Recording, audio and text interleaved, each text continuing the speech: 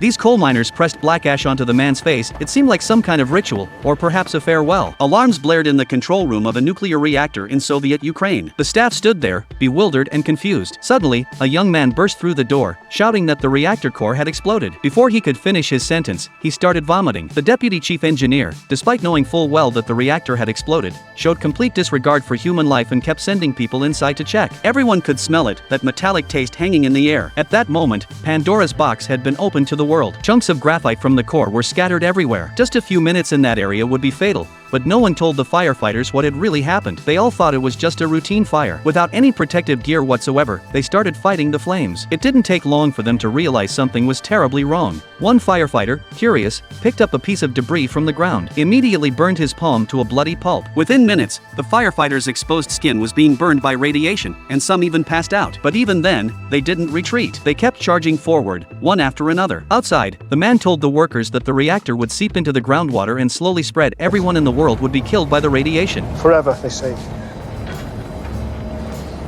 They want you to stop that from happening. These were working class people, but they weren't fools. Everyone knew this was a suicide mission. But when they learned they could save hundreds of millions of lives, they said nothing. They just looked around at their fellow workers, as if reaching some unspoken agreement. Then they set off without hesitation. This was perhaps the darkest portrayal of the Soviet spirit, yet through some twist of fate, it elevated them to the pinnacle of human courage. Each person stepped forward warmly to say goodbye to the official in his clean suit. Those black handprints they left behind seemed to be their ultimate testament to humanity.